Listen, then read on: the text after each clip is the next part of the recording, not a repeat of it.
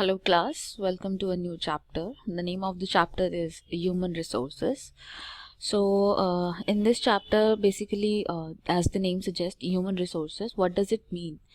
जब हम इंसानों को रिसोर्सेज की तरह यूज़ करने लगते हैं, जब इंसान हमारे किसी काम आने लगते हैं, यूज़फुल हो जाते हैं, देश की इकोनॉमी चलाने में पैसे कमाते हैं, है ना, तो यूज़फुल हो जाते हैं, right. So we call them human resources. ये ह्यूमन रिसोर्सेज जो हैं ये जो पूरा देश है वहाँ पे हमारे यहाँ पे पॉपुलेशन कैसे डिस्ट्रीब्यूटेड है, कहाँ डिस्ट्रीब्यूटेड है, ये कितना पोटेंशियल है हमारे देश में कि ह्यूमन रिसोर्सेज की वजह से हम कितना आगे बढ़ सकते हैं, क्या क्या कर सकते हैं, ये सारी चीज़ें हम इस चैप्टर में देखने वाले हैं. So human resources, basically the people are nation's greatest resources. Nature's bounty becomes significant only when people find it useful.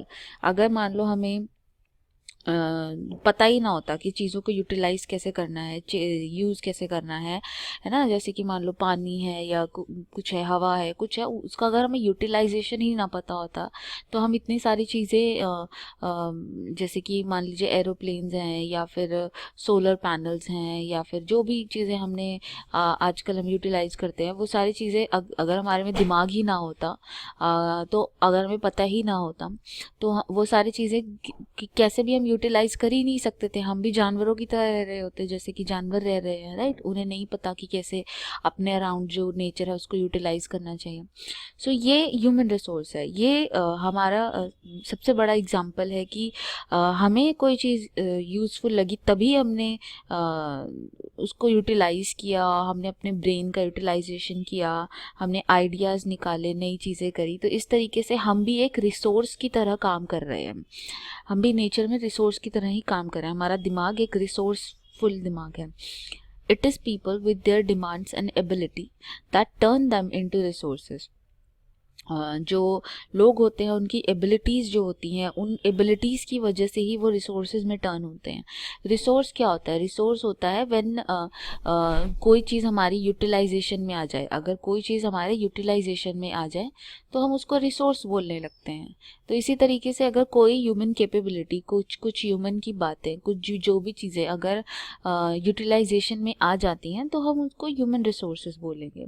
So human resource is the ultimate resource. जैसे कि ये पिक्चर में दिखाया जा रहा है कि कैसे जो लोग हैं वो अपने दिमाग का यूटिलाइजेशन कर रहे हैं, कुछ ना कुछ काम कर रहे हैं, कुछ करके दिखा रहे हैं, राइट. आइडियाज़ हैं, कुछ नॉलेज है, कुछ भी है. तो इन सब चीज़ों से इंसान अपने आप को एक अच्छा रिसोर्स बना रहा है. Now, distribution of population. The way in which people are spread across the Earth's surface is known as the pattern of population distribution. Over 90% of world's population live in about 30% of the land surface. दुनिया भर में अगर हम population की बात करें तो दुनिया भर में जो population है वो ये इंडिया की पॉपुलेशन का है. इंडिया के साथ भी मैं आपको कंपेयर करके दिखाऊंगी और दुनिया भर की पॉपुलेशन के साथ मैं आपको दिखाती हूँ क्या है. जो वर्ल्ड पॉपुलेशन है, सबसे ज़्यादा पॉपुलेशन ट्रॉपिक वाले रीजन में ही है. चाइना, इंडिया, पाकिस्तान, इंडोनेशिया, ये वाले जो रीजन है इन्हीं में ही, एशिया में, ठीक है. जो ट्रॉपिक्स के बीच का जो रीजन है वहीं पे सबसे ज़्यादा पॉपुलेशन है, ठीक है. उसी जगह पे सबसे ज़्यादा पॉपुलेशन है. इसके अलावा जो इसके ऊपर या इसके नीचे जो लैंड है वहाँ पर इतनी पॉपुलेशन नहीं है. और उसके भी बहुत सारे रीज़न है कि ऐसा क्यों है कि वहाँ पे पॉपुलेशन नहीं है, सिर्फ इन्हीं जगहों पर इतनी सारी पॉपुलेशन क्यों है.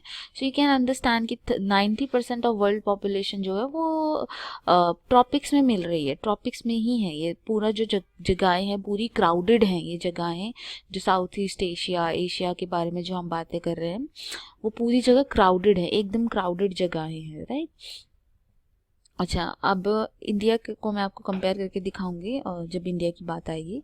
सो very few people live in high latitude areas, tropical desert. Because desert में रहना भी कोई आसान चीज़ नहीं है. डेजर्ट में कैसे रह सकता है कोई? पानी नहीं होता, खाने को नहीं होता, है ना. तो डेजर्ट में भी बहुत ही कम लोग रहते हैं और हाई ऑल्टीट्यूड्स पे भी बहुत कम रहते हैं. ये कंपैरिजन मैं आपको इंडिया के साथ भी करके दिखाऊंगी.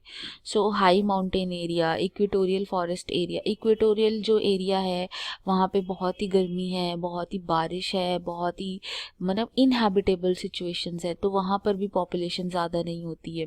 सो almost 3/4 of world population live in 2 continent. 2 ही कॉन्टिनेंट हैं जो सबसे ज़्यादा पॉपुलेटेड हैं। कौन से? Asia and Africa. एशिया और अफ्रीका में सबसे ज़्यादा पॉपुलेशन है। 60% of world's people stay in just 10 countries. 60% लोग जो हैं 10 कंट्रीज में रह रहे हैं। All of them have more than 100 million people. 1 crore से ज़्यादा इनके यहाँ पे 100 मिलियन से ज़्यादा यहाँ पे लोग रह रहे हैं। 100 मिलियन से ज़्यादा लोग इनमें इन एक एक कंट्री के अंदर लोग रह रहे हैं। ठीक है। Number of density of population. Density of population क्या होती है? एक जगह पर कितने लोग रह रहे हैं। डेंसिटी ऑफ पॉपुलेशन का मतलब होता है कि एक जगह पर कितने ज़्यादा लोग रह रहे हैं। मान लो किसी जगह पर 10 लोग रह रहे हैं, ठीक है, और एक जगह पे 5 लोग रह रहे हैं, तो कहाँ पे ज़्यादा डेंसिटी होगी? जहाँ पे 10 लोग रह रहे हैं, है ना, तो वो ज़्यादा जगह, क्योंकि वहाँ पे ज़्यादा लोग रह रहे हैं तो डेंसिटी वहाँ पे ज़्यादा होगी। तो इस तरीके से दुनिया में भी हम देखते हैं कि कहाँ पे सबसे ज़्यादा लोग रह रहे हैं। सो इसको डिफ़ाइन कैसे करते हैं? इसको हम डिफ़ाइन करते हैं people living in unit area. एक यूनिट एरिया में कितने लोग रह रहे हैं। एक यूनिट एरिया में कितने लोग रह रहे हैं मतलब उस लैंड के ऊपर कितना प्रेशर है, ये हम डेंसिटी, इसको हम डेंसिटी बोलते हैं। ठीक है, एक यूनिट एरिया पे कितने लोग रह रहे हैं, that is known as the density of population. Normally unit area में मतलब 1 मीटर स्क्वायर, एक पर स्क्वायर मीटर पे कितने लोग रह रहे हैं वो। So the average density of population in the whole world is 51 person per square kilometre. जो एवरेज डेंसिटी है, क्या बोल रहे हैं, 1 स्क्वायर किलोमीटर में 51 लोग रह रहे हैं। Average, on an average 1 square kilometre में 51 लोग रह रहे हैं, पूरी दुनिया को कंसीडर करें तो। लेकिन इंडिया के लिए ये बात बिल्कुल लागू नहीं होती। इंडिया में अगर आप दिल्ली की बात करें तो दिल्ली में 1000 से ऊपर लोग पर स्क्वायर किलोमीटर में रह रहे हैं, 1000 से ज़्यादा लोग। तो इस तरीके से जगह जगह से वेरी करता है, बट ऑन एन एवरेज दुनिया भर में अगर सारी पॉपुलेशन को डिस्ट्रीब्यूट कर दिया जाए तो 1 स्क्वायर किलोमीटर में 51 लोग होंगे। South Central Asia has the highest density of population, followed by East and Southeast Asia. Okay, जो साउथ ईस्ट एशिया है, मतलब जो चाइना, इंडिया, इंडोनेशिया, पाकिस्तान, ये साउथ ईस्ट एशिया के अंदर आते हैं। तो इन जगहों पे बहुत सारी पॉपुलेशन है, ये काफ़ी ज़्यादा पॉपुलेटेड एरिया हैं। कौन से फैक्टर्स हैं जिनके ऊपर पॉपुलेशन डिपेंड करती है? सो वो फैक्टर्स हैं जोग्राफिकल फैक्टर। सबसे पहले हम बात करेंगे जोग्राफिकल फैक्टर्स की। किसी जगह की टोपोग्राफी। टोपोग्राफी का मतलब होता है कि वो जगह कैसी है, उसकी उस जगह का फिजिकल फीचर कैसा है, वो जगह कैसी है। मान लीजिए अगर कोई जगह प्लेन है तो वहाँ पे लोगों का रहना आसान हो जाएगा, वहाँ पे लोग आसानी से बिल्डिंग्स बना सकते हैं, आसानी से रोड्स बना सकते हैं, है ना, तो वहाँ पे लोगों का रहना आसान हो जाएगा। तो इसलिए प्लेन्स में लोग बहुत रहते हैं। अगर हम कंपेयर करें हिली एरिया, तो हिल्स के एरिया पे जब आप घूमने जाते हो तो आप देखते हो ज़्यादा कोई लोग वहाँ पे मिलते नहीं है, ज़्यादा इतनी भीड़ भड़का होता नहीं है। क्यों नहीं होता? क्योंकि वो पहाड़ी एरिया है, वहाँ पे इतनी पॉपुलेशन, वहाँ पे घर बनाना डिफ़िकल्ट है, वहाँ पे सड़कें बनाना डिफ़िकल्ट है, हर चीज़ करना डिफ़िकल्ट है, तो इसलिए वहाँ पे ज़्यादा लोग रहना प्रेफर करते ही नहीं हैं, है ना। तो इस तरह से ज्योग्राफी पे डिपेंड करता है। फिर क्लाइमेट का ये है कि इंसान को जो क्लाइमेट सूट करता होगा, हमें ना तो ज़्यादा ठंडी अच्छी लगती है, ना ही हमें ज़्यादा हम लोगों को ना तो ज़्यादा ठंड बर्दाश्त होती है, ना ही बहुत ज़्यादा गर्मी बर्दाश्त होती है ना, हमें ठीक ठीक मौसम ठीक रहता है ना। तो अगर बहुत ज़्यादा गर्मी वाला, जैसे डेजर्ट वाला रीजन है, बहुत गर्मी होती है, तो हम वहाँ पे भी नहीं रहते। और बहुत ज़्यादा ठंड, जैसे पोल वाला रीजन है, तो पोल वाले रीजन में इतनी ठंड होती है तो वहाँ पे भी नहीं रह सकते। तो हम कैसी जगहों पे रहना पसंद करते हैं? जहाँ पे क्लाइमेट मॉडरेट हो, बीच का सा हो। जैसे कि सहारा डेजर्ट में कोई नहीं रहता, रशिया के पोलर रीजन जो है वहाँ पे कोई नहीं रहेगा, अंटार्कटिका में कोई नहीं रहता, कनाडा में पॉपुलेशन जो ऊपर वाला पार्ट है वहाँ पे बहुत कम है। अच्छा, नेक्स्ट फैक्टर जो है वो है सॉइल। अगर कहीं पे सॉइल फर्टाइल होगी तो वहाँ पे एग्रीकल्चर होगा, है ना, तो जिस जगह पे एग्रीकल्चर होगा वहाँ पे तो पॉपुलेशन बहुत ज़्यादा होगी। तो इसलिए सॉइल पे भी डिपेंड करता है। अगर सॉइल बहुत ही ज़्यादा फर्टाइल है तो वहाँ पे पॉपुलेशन भी काफ़ी ज़्यादा होगी। जैसे कि गंगा की बात अगर हम करें, गंगा ब्रह्मपुत्र प्लेन की अगर हम बात करें, तो ये बहुत ही फर्टाइल जगह है। तो ये उत्तर प्रदेश, बिहार, यहाँ पे बहुत ज़्यादा डेंसिटी है पॉपुलेशन की। मैं आपको मैप से भी दिखाऊंगी। सो बहुत ज़्यादा पॉपुलेशन है यहाँ पे। वाटर, जहाँ पे पानी अवेलेबल होता है लोग वहीं पे रहना पसंद करते हैं, क्योंकि पानी तो हमारे लिए सबसे इम्पॉर्टेंट है। इसीलिए आपने कभी भी अगर सुना है, देखा पुरानी क्लासेस में, जैसे आपने इंडस वैली सिविलाइजेशन के बारे में पढ़ा है, तो उसमें बताया है कि कैसे इंडस वैली मतलब ये रिवर के किनारे ही रहा करते थे। जो ये हड़प्पन सिविलाइजेशन के लोग थे, ये रिवर के किनारे ही रहा करते थे। क्यों? क्योंकि पानी हमारी सबसे इम्पोर्टेंट ज़रूरत है ना।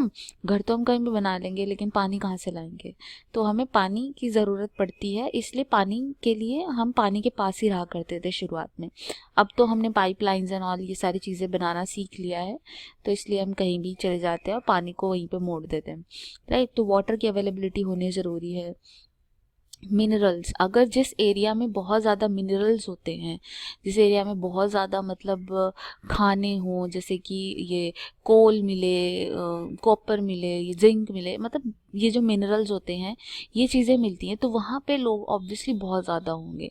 क्यों? क्योंकि वहाँ पे एम्प्लॉयमेंट बहुत ज़्यादा होगी, क्योंकि वहाँ पे ये खोदने का काम, माइंस का काम, मिनरल्स का काम, फैक्ट्रीज़ का काम, ये सारी चीज़ें बहुत ज़्यादा होंगी। तो इसलिए उन जगहों पे पॉपुलेशन भी बहुत ज़्यादा होगी, ठीक है। अच्छा, social, cultural and economic factor की अगर हम बात करें, तो सोशल फैक्टर, अभी तो हमने जोग्राफिकल फैक्टर देख लिए, सोशल फैक्टर की बात करें तो जिस जगह पे बेटर हाउसिंग कंडीशन होती है, जहाँ पे बेटर सोसाइटी होती है, बेटर हेल्थ फैसिलिटीज़ होती हैं, एजुकेशन फैसिलिटीज़ होती हैं, इंसान वहीं पे रहना पसंद करता है। जैसे आप लोग, जैसे कई लोग होते हैं जो हिमाचल वगैरह में रह रहे होते हैं, फिर काम करने के लिए वो दिल्ली में आ जाते हैं, क्योंकि उनके पास वहाँ पे अपॉर्चुनिटीज़ नहीं होती। जैसे लोग हरियाणा में रह रहे होते हैं लेकिन काम करने के लिए दिल्ली आ जाते हैं। तो इस तरीके से कुछ सोशल फैक्टर होते हैं जिसकी वजह से आप किसी पर्टिकुलर जगह पे आ जाते हो, तो वहाँ की पॉपुलेशन बढ़ जाती है। कल्चरल, कुछ ऐसी जगहें होती है जहाँ जिनका कुछ कल्चरल सिग्निफिकेंस है, जैसे कि मान लो हरिद्वार हो गया, उज्जैन हो गया, या वाराणसी हो गई। ये ऐसी सिटीज़ हैं जिनका कुछ कल्चरल सिग्निफिकेंस है, इसीलिए यहाँ पे शुरू से लोग रहते आ रहे हैं और अभी भी लोग वहाँ पे रहना पसंद करते हैं।